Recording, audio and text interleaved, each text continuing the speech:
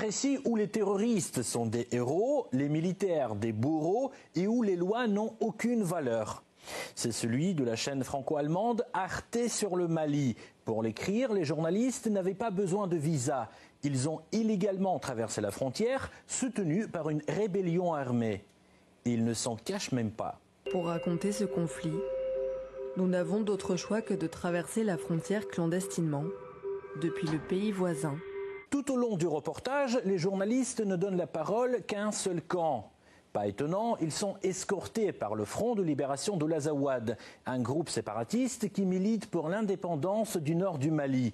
Un groupe considéré comme terroriste par Bamako et accusé d'attaques répétées contre l'armée et de collaboration avec des djihadistes liés à l'Al-Qaïda. Et c'est la presse française qui en parle. Rebelles du FLA et djihadistes du JNIM envisagent de mener des opérations conjointes dans le nord du Mali. Au Mali, des négociations sont en cours entre les rebelles du FLA et les djihadistes du JNIM. Malgré ces informations, l'armée malienne est accusée de tous les maux. Les séparatistes, quant à eux, sont montrés sous leur meilleur jour.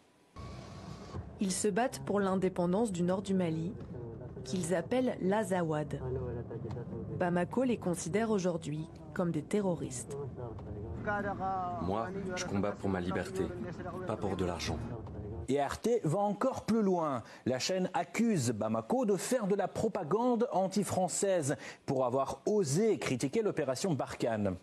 Une opération dont les conséquences se sont avérées désastreuses pour la sécurité du pays.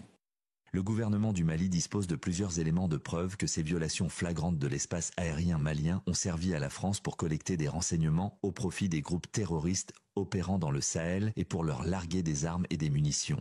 Mais la perle du reportage, c'est la révélation du rôle de l'Ukraine dans ce chaos.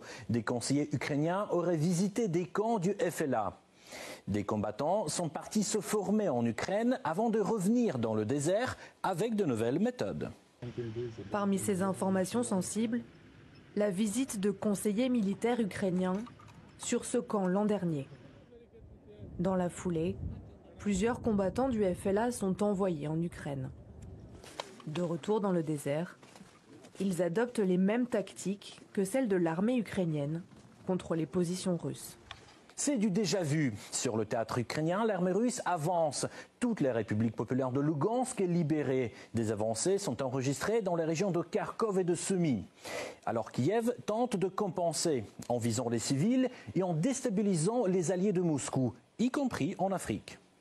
En effet, l'Ukraine recule sous la pression de l'armée russe. Ils ont apparemment décidé d'ouvrir un deuxième front en Afrique en stimulant l'activité terroriste là-bas, dans les États africains qui nous sont favorables. Et le Mali n'est pas seul. Au Soudan, des voix s'élèvent pour accuser l'Ukraine de soutenir les terroristes.